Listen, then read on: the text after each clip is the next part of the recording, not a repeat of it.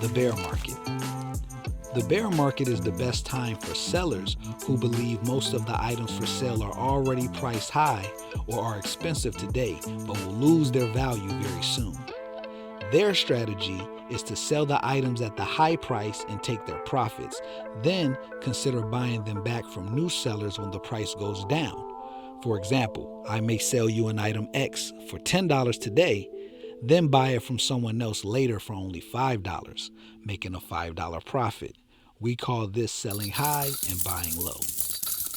Both markets can be tricky for new customers. The price movement goes up and down, around and around in both markets, so you have to look at the price history to really understand which market you are actually in. There's no signage that confirms things for newbies.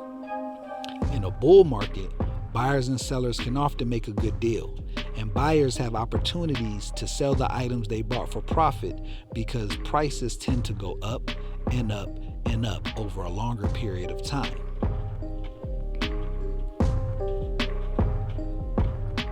In a bear market, newbie buyers can more easily be taken advantage of or finessed because there is a higher chance of buying an item that is already dropping in value.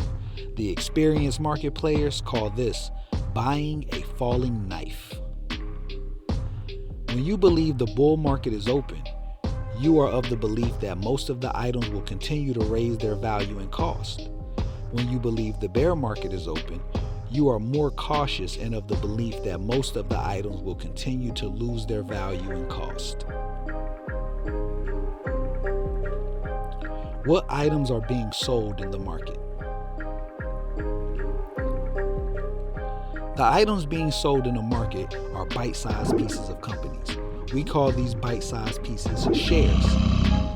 The owner of the company is sharing a piece of the company with you. Now, why would the owner ever be such a sweetheart? It's simple. They want or need to raise money for the company. One of the many ways a company can raise money is through the stock market. They can decide to bring a certain number of shares to the market and allow the public to buy and sell the pieces of the company as the value of those pieces go up and down. The stronger a company's profile and products are, the more likely people are to buy a lot of the shares when the market is open. The more people buying the shares, the less shares will be available. As less shares become available, the more shares will cost. This is called supply and demand. Another term for supply and demand in the stock market is accumulation and distribution. More on that later. Remember, the stock market is very liquid.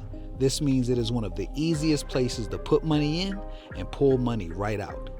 There are so many people buying and selling each day that the stronger and more popular companies being bought and sold have enough transactions for people not to get stuck holding the items with no one to sell them to. The systems of the market are quite simple to use, but not easy to navigate. They are designed to confuse you. The most valuable asset you own isn't money. It's your ability to think clearly in a world designed to confuse you. Mental clarity is a critical key to wealth here.